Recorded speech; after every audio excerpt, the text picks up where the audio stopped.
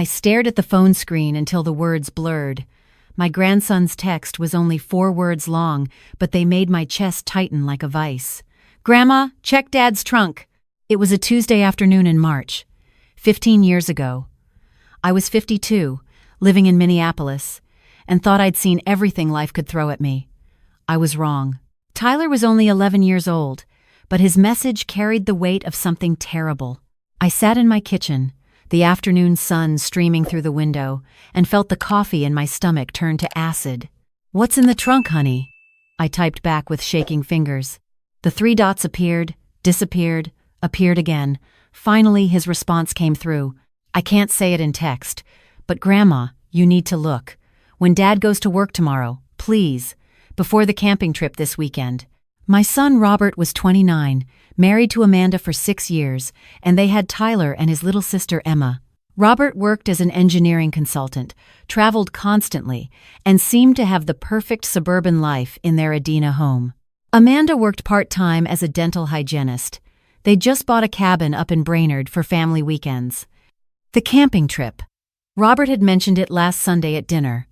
Just him and Amanda, heading to the new cabin for a long weekend. Tyler and Emma would stay with me. Something in my grandson's text made my blood run cold. That evening, I drove to their house with a casserole, like I did most Tuesdays. Robert's black SUV sat in the driveway. I watched him through the kitchen window, laughing at something Amanda said. Completely normal. But when Tyler saw me pull up, his face went pale. At bedtime, I tucked Emma in first, 7 years old, already half asleep. Then I went to Tyler's room. He was sitting on his bed, tablet in his lap, looking like he'd aged 5 years since Sunday. I closed the door quietly. "Tell me," I said. His hands twisted in his Spider-Man comforter. "Last week, Dad asked me to get his jumper cables from the trunk. He was inside getting ready for work, so I went to get them myself." Tyler's voice dropped to a whisper. There was a toolbox in the back I'd never seen before. It fell open when I moved it. Inside there was. He swallowed hard. "Papers, Grandma. Marriage papers. But not to Mom." The room tilted. I sat down heavily on his bed. "What else?" "Photos. Dad with another woman and 2 little kids. They looked like family photos. Like us, but not us." His eyes filled with tears. "And Grandma, there was a phone. When I turned it on, there were texts. He's been talking to someone named Victoria about Mom's accident." "What accident?" "That's what scared me. There isn't one, but they're planning it. For this weekend. At the cabin." Tyler pulled his tablet closer, fingers shaking as he opened his notes app. I took pictures of everything before I put it back. The photos on his screen made my heart stop. A marriage certificate. Robert James Morrison and Victoria Chen dated 3 years ago in Chicago. Photos of Robert with an Asian woman and 2 small children, maybe 4 and 6 years old, at Navy Pier, at a playground, at what looked like birthday parties. And text message screenshots, partially visible, with phrases that made my skin crawl. "This weekend. Remote location. Hiking accident. No witnesses." The insurance policy finally matured. 2 years is enough time. V. "I promise after this we can finally be together full time." I couldn't breathe. My son was planning to murder his wife. Tyler's next words came out in a rush. "Dad's been putting something in Mom's smoothies. I've seen him. She's been so tired lately, sleeping all the time. She thinks it's stress from work. But Grandma, I watched him pour powder from a capsule into her drink before he gave it to her yesterday." "Why didn't you tell your mother?" His face crumpled. "I tried, 3 days ago, but she just patted my head and said Dad would never hurt her, that I must have misunderstood." A tear rolled down his cheek. She didn't believe me. Adults never believe kids about stuff like this. That's when I should have called the police. Should have grabbed both children and run. But you don't want to believe your own child is a monster. So instead, I made a choice. "Tyler, I need you to trust me. Can you send me those photos?" He did, right there, fingers flying over the tablet. My phone buzzed repeatedly as the images came through. "Does your dad know you found these?" "No." I was super careful. Put everything back exactly how it was. "Good. Don't say anything to anyone. Not Emma, not your mom, not your dad. Can you do that? He nodded, face pale but determined. I'm going to fix this. I promise. That night, I didn't sleep. I sat at my dining room table and stared at the photos Tyler had sent. My son had another wife, another family, and he was planning to kill Amanda for what looked like a $2 million life insurance policy. At dawn, I called my brother Frank. He'd been an FBI agent for 30 years before retiring. If anyone could help, it was him. Frank arrived at my house by 7. I showed him everything. His face grew darker with each photo. Jesus, Linda. When's this camping trip? Friday. 3 days from now. We need to move fast. He pulled out his phone. I still have contacts. Let me make some calls. By noon, we had a plan. Frank's former partner, now a detective with Minneapolis PD, agreed to help. But they needed evidence. Hard evidence. Not just photos a child took. We need to catch him in the act, Detective Sarah Martinez said, sitting in my living room. Or get him to confess. The photos are good, but a defense attorney could argue they're out of context. What about the other wife? I asked. Victoria? Frank pulled up records on his laptop. Victoria Chen, 34, lives in Chicago. Elementary school teacher. Married to Robert Morrison 3 years ago. He looked up at me. She's pregnant, Linda. My stomach turned. Does she know about Amanda? No indication she does. Based on these texts, Robert's been telling her he's separated, that divorce is pending but messy. She thinks this weekend is when he's finally going to sign papers. So, she doesn't know he's planning murder. Probably not.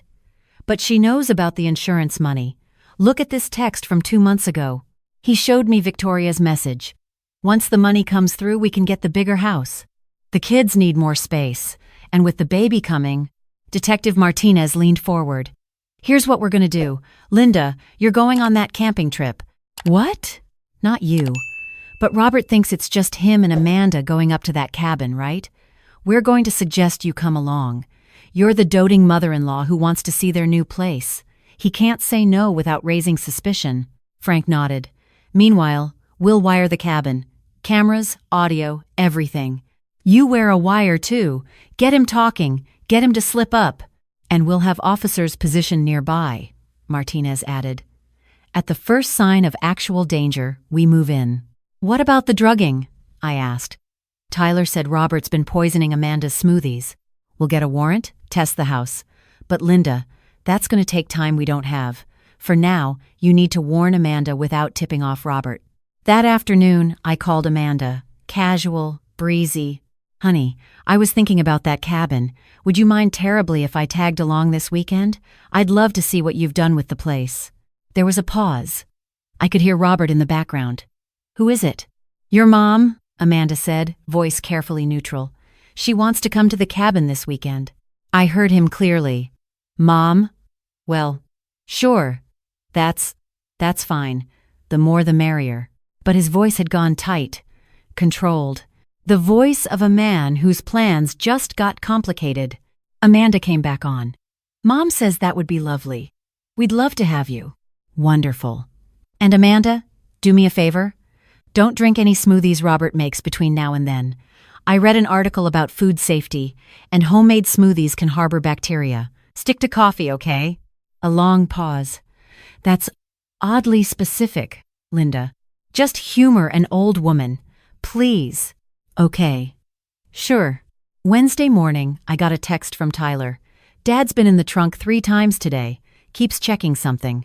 Wednesday evening, Frank came over with Detective Martinez.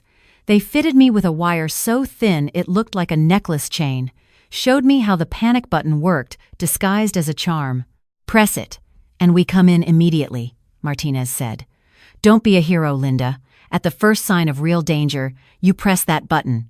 Thursday, Robert came by to finalize plans. He seemed nervous, kept checking his phone.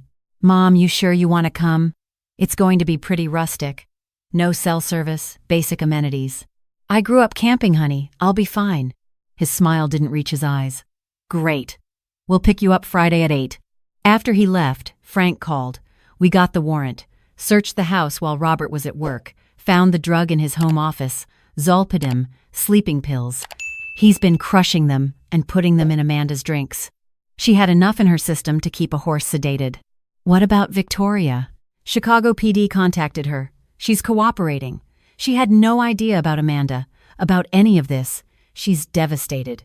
And the cabin? Wired top to bottom. We'll be in an unmarked van half a mile down the road. You'll have 4 officers in the woods, watching. We've got your back. Friday morning came too fast. Robert and Amanda picked me up at 8 sharp. Robert's smile was too bright, his laugh too loud. Amanda looked tired, moving slowly. The drive to Brainerd took 2 hours. Robert talked the entire time about work, about the kids, about how great the cabin was, about how peaceful and remote it was. No neighbors for miles. Perfect privacy. Every word felt like a threat. The cabin sat at the end of a dirt road, surrounded by dense pine forest. A small lake sparkled beyond the trees. It was beautiful and isolated. "Let me show you around, Mom," Robert said, grabbing my bag. The cabin had 2 bedrooms, a main room with a stone fireplace, and a small kitchen.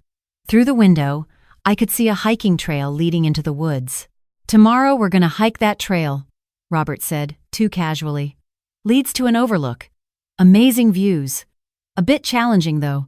Steep drop-offs in places." There it was. The plan.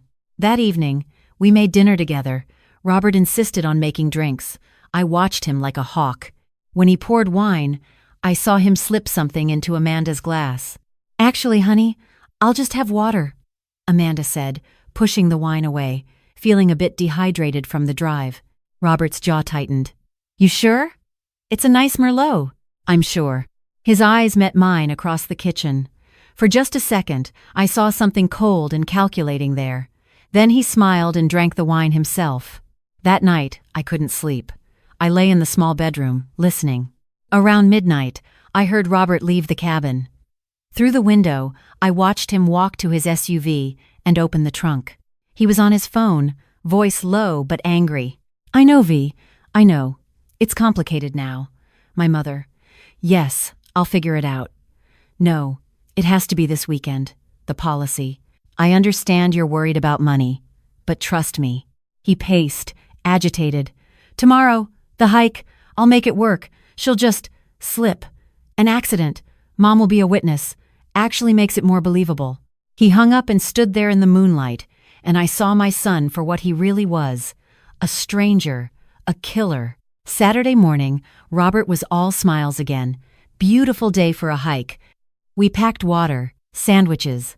Robert insisted on carrying Amanda's backpack. "You've seemed so tired lately, honey. Let me help." The trail was steeper than I expected. My legs burned after 30 minutes. Amanda moved slowly, still groggy from weeks of drugging. Robert stayed behind her, helpful, attentive. After an hour, we reached the overlook. The view was stunning. A sheer cliff dropped 200 feet to rocks and water below. "Be careful near the edge," Robert said. "It's loose gravel. Easy to slip." He positioned himself between Amanda and me. Casual, natural. But I saw his hand go to his pocket, felt the tension in his shoulders. This was it. This was the moment. "Amanda, honey, could you take a photo of Robert and me?" I asked loudly, clearly. "For the wire. For the cameras I knew were hidden in the trees." "Sure, Linda." She took my phone, stepped back. That's when Robert moved. Fast. He grabbed Amanda's arm, yanked her toward the cliff edge. But Amanda, exhausted as she was, felt it. Felt the violence in his grip. Her eyes went wide. "Robert, what?" "I'm sorry," he said, and shoved.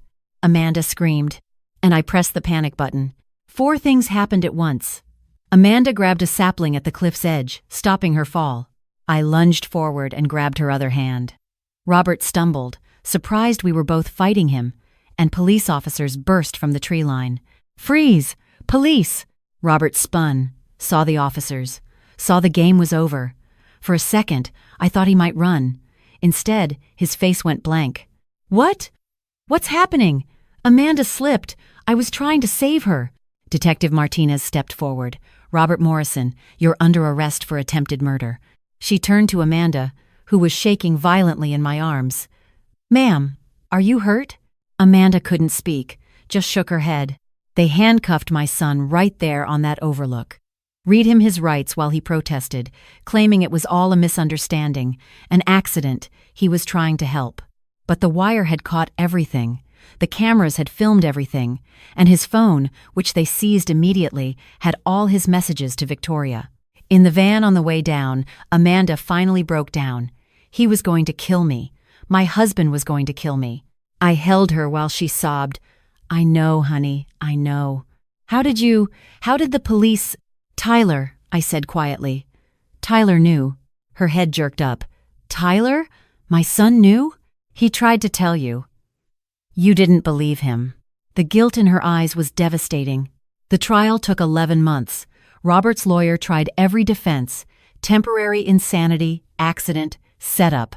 But Victoria's testimony destroyed him. She took the stand, 8 months pregnant, and detailed how Robert had pressured her for money, talked about a windfall coming soon, convinced her to pressure him about the insurance payout. She hadn't known about the murder plot, but she'd known about the money. She cried through the entire testimony. Tyler had to testify too, my 11-year-old grandson, explaining calmly to a jury how he'd found his father's secrets, how he'd tried to warn his mother, how he'd trusted me instead. The prosecutor called him the hero of this case. The jury deliberated 6 hours, guilty on all counts. Attempted murder, bigamy, insurance fraud, poisoning, 30 years minimum. Robert showed no emotion when they read the verdict, just stared straight ahead like he was somewhere else entirely. Amanda divorced him immediately. Moved with the kids to Denver, wanted distance from everything Minneapolis represented. We talk every week. She's rebuilding, slowly. Victoria had her baby a girl. She moved back to California, where her family lives.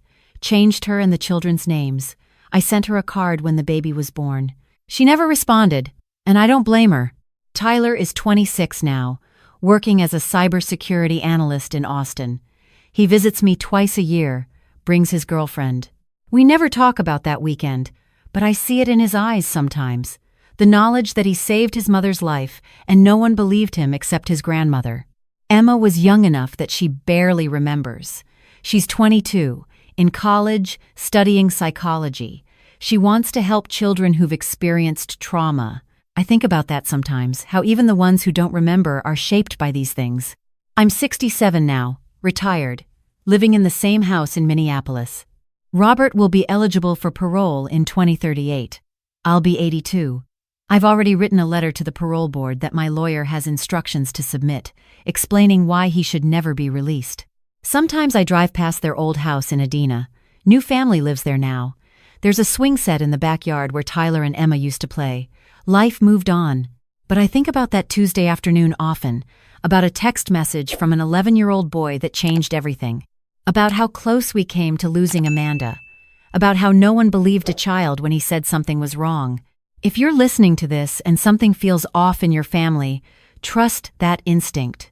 If a child tells you something frightening about someone you love, listen, really listen. Children notice things we miss.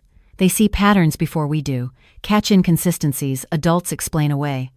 Tyler noticed his father's secret phone, noticed the strange toolbox, noticed how his mother got sleepy after smoothies, noticed his father's different voice when talking to work.